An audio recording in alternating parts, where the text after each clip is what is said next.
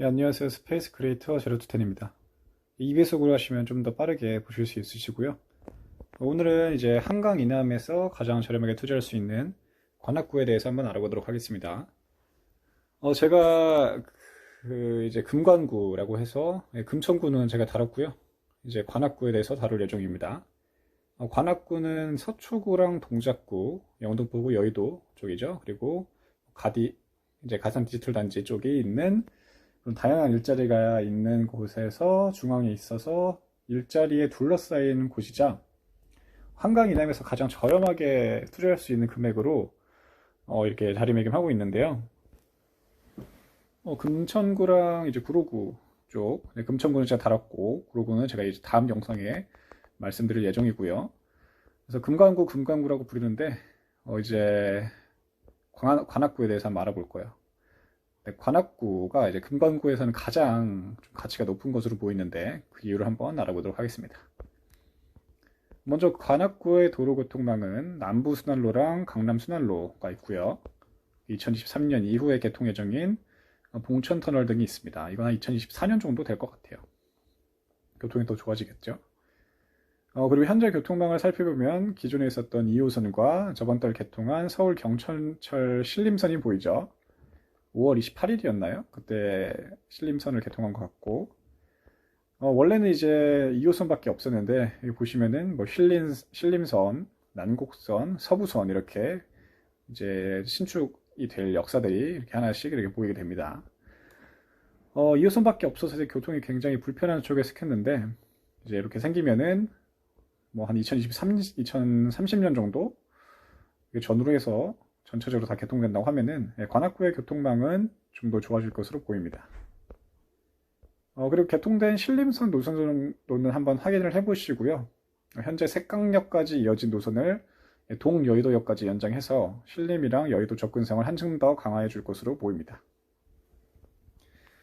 그리고 이제 남곡선이랑 서부선 노선도도 한번 제 블로그에 들어와서 보시면 좋을 것 같습니다. 꿀팁 하나 제가 알려드릴 건데, 신림선, 남곡선, 서부선 경전철을 포함해서 철도 교통망 관련 호재와 진행사항을 손쉽게 보고 싶은 분들은 미래철도 DB라는 사이트가 있어요. 여기 들어가 보시면은 저도 몰랐는데 이게 굉장히 이제 수도권이랑 뭐 전체적인 교통 호재의 그런 진행사항들이 다 일목요연하게 격리가 되어 있습니다. 보시면 진짜 좋을 것 같아요, 이거는. 그리고 이거 알게 된 이제 경로가 이제 램보님이 운영하시는 푸릉 유튜브 채널을 통해서 알게 됐는데, 뭐 금관구 전체적으로 이제 영상을 한번 만들어 주셨더라고요. 제가 그거 보고 좀 참고를 했는데, 이것도 한번 제 글 읽기 전에 보시면 좋을 것 같습니다. 그리고 이제 이승은 그 소장님이죠. 그분도 관악구 자체가 이제 뭐 교통망 더불어서 정비사업 호재가 가득한 곳이라서 신림뉴타운이랑 봉천동 재개발 등의 기본사항을 정리한 영상을 보고 싶으면 위 영상을 한번 참고를 해보세요. 정리가 잘 되어 있고요. 이제 본격적으로 관악구에 대해서 한번 알아보도록 하겠습니다. 위에서 말씀드렸듯이 관악구는 신림선, 난곡선, 서부선의 교통망을 확충으로 해서 다소 불편했던 교통이 개선될 예정이고요. 낙후된 주거 환경을 정비 사업을 통해서 굉장히 획기적으로 정비를 하고 있습니다. 그러한 관악구의 생활권은 신림, 난곡, 봉천, 대학, 낙성대 총 5개의 생활권으로 나뉘고요. 먼저 낙성대 생활권을 살펴보면 경전철 서부선 연장이 예정되어 있고요. 그에 따라서 서울대 입구 역세권 주변의 복합 업무 공간 조성, 서울대와 연계한 산학연계 R&D 벤처밸리 조성 등이 계획되어 있습니다. 낙성대역이랑 사당역 등의 역세권도 지역 상권 생활 이런 쪽의 활성화 측면으로 접근한다고 하네요. 그리고 기타 내용을 확인해 보시고요. 낙성대 생활권에서 중요하게 살펴봐야 할 곳은 진행이 더디다가 2020년경이죠. 그때 조합 설립 인가가 되어 당시 큰 주목을 받았던 봉천 14구역입니다. 봉천 14구역은 봉천 4-1-2, 봉천 4-1-3 구역과 더불어서 관악구 봉천 등에서 뜨거운 관심을 받고 있는 재개발 구역인데요.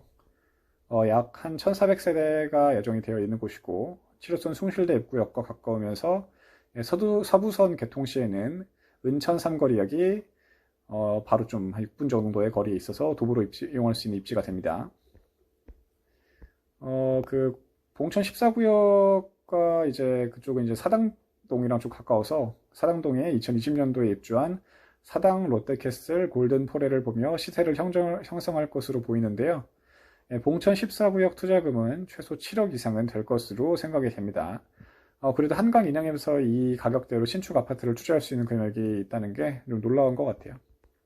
대부분 저희 신도림터였나요? 아니, 신도림이래. 그 노량진이나 그쪽 가면은 굉장히 비싸잖아요. 뭐 많으니까 여기서 그나마 이제 한강 인양에서는 관악 쪽에 봉천이나 저기 이제 뭐 신림 이쪽이 좀 저렴한 쪽에 속한 것 같습니다. 낙성대의 지역 발전 구상도는 참고를 하시고요. 다음으로 살펴볼 생활권은 난곡 지역 생활권입니다. 난곡 경전철이 예정되어 있고요. 그에 따라서 2호선이랑 난곡선 더블 역세권이 되는 신대방역, 환승역 기능 강화와 난곡 사거리 일대 생활권 중심 기능 강화가 준비 중에 있습니다. 난곡선이랑 그리고 강남 순환고속도로, 그건 봉천터널 등으로 이제 교통방은 좀 더 좋게 될 예정이고요. 재건축으로는 강남 아파트랑 신림 미성 아파트, 건영 1차 아파트 등의 단지를 살펴보면 좋을 것 같습니다. 다음으로 이제 뭐 난곡 지역 발전 구상도는 참고로 하시고요. 다음은 대학 지역 생활권입니다. 이름에 걸맞게 서울대학교가 위치한 곳이고요. 신림선이 지나가시는 곳이기도 하죠. 이곳은 무엇보다 신림 재정비 촉진지구, 이거랑 뭐 통상 신림 뉴타운이라 불리는 뭐 신림 1, 2, 3구역이 위치한 곳인데요. 관련된 영상들은 이런 것만 봐도 좀 이런 개념들이 머리에 잡히니까 영상들 한번 보시면 좋을 것 같습니다. 좀 간략하게 제가 정리를 해드리면 신림 뉴타운은 총 3구역으로 나뉘는데 신속통합기획대상지로 선정된 신림 1구역이 있고요. 나머지 신림 1, 2, 3구역이 바로 그것입니다. 진행 순서는 신림 3구역, 2구역, 1구역 순이고요. 규모는 신림 1구역, 2구역, 3구역 순으로 보시면 돼요. 1구역은 약 4,300세대, 2구역은 1,500세대, 3구역은 약 600세대 정도이고요. 3구역은 올해 분양 예정이고 2구역은 2023년에서 2023년 전후로는 분양을 할 것 같고 1구역은 2025년쯤에 분양을 할 것 같습니다.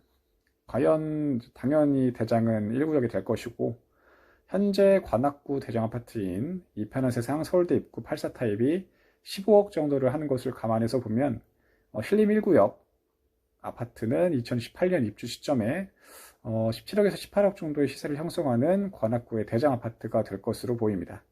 투자금은 한 대략 10억 전후라고 해요. 나머지 내용들은 참고를 하시고요. 대학동 지역 발전 구상도도 살펴보세요. 다음으로 살펴볼 생활권은 봉천 지역 생활권입니다. 이제 뭐 서울대 입구역, 봉천역 인근 개발 계획을 보시고요. 이것도 서부선 개통의 수혜지가 될 것으로 보입니다. 그리고 봉천 지역 역시 이제 재개발 사업을 빼놓을 수가 없는데요. 말씀드렸던 봉천 4-1-2, 봉천 4-1-3구역 관련 내용은 영상을 참고하시고 간략히만 정리해보면 봉천 4-1-2, 4-1-3구역은 약 4,000세대의 대규모 단지를 신축하는 대규모 정비사업이라고 보시면 돼요. 기존의 봉천동에 있는 벽산, 드림타운 등의 아파트가 6,000세대여서 이제 여기서 4,000세대가 더 추가되면은 약 합쳐서 10,000세대의 대단지를 이룬다고 보시면 될 것 같습니다. 그리고 노선도에는 아직 표시가 되어 있지 않지만 서부선이 개통되면 이 구역 앞에 구암초교역이 생겨서 다소 불편했던 교통이 획기적으로 개설될 것으로 보입니다. 그리고 이 구역의 사이에는 굉장히 명문초교라고 알려진 구암초등학교를 끼고 있어서 초품화의 가치가 또 있을 것으로 보이고요. 그리고 이쪽은 이 구역은 997세대 힐스테이트에 살 예정이고요. 3구역은 840세대 자이에서 브랜드 아파트가 들어올 예정이라고 하네요. 투자금은 한 2020년도에 7억이 필요했다고 하니까 현 시점에서는 한 8, 9억 정도는 필요할 것으로 보입니다. 입주 시점인 2027년에서 2028년은 각각 한 16억에서 18억 이상의 시세를 형성할 것이라고 보인다고 하니까 눈여겨보면 좋을 것 같습니다. 기타 내용 참고로 하시고요. 끝으로 이제 신림 생활권입니다. 1인 가구 중심의 생활권이고 관악구에서 상대적으로 젊은 층의 유동인구가 많은 곳이죠. 2호선, 신림선, 더블 역세권인 신림역 역세권 중심 육성이 계획이 되어 있고요. 관련된 내용들 참고하시면 좋을 것 같습니다. 금천구, 관악구, 구로구는 아직 제가 다루지 못했는데, 전체적으로 제가 이렇게 다 다뤘다고 하면은, 이제 한강 이남에 있는 지역들은 제가 다 달았어요. 서울에서.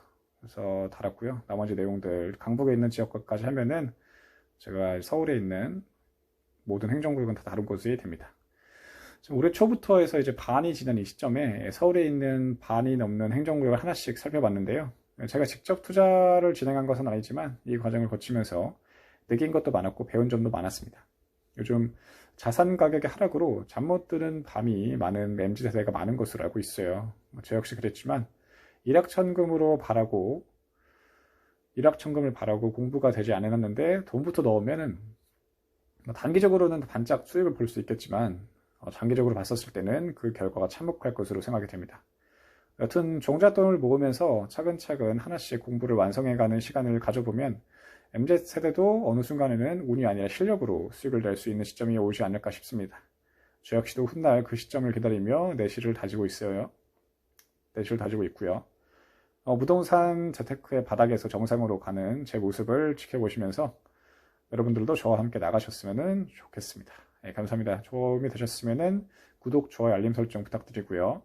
다음에 좀 더 좋은 영상으로 돌아오도록 하겠습니다.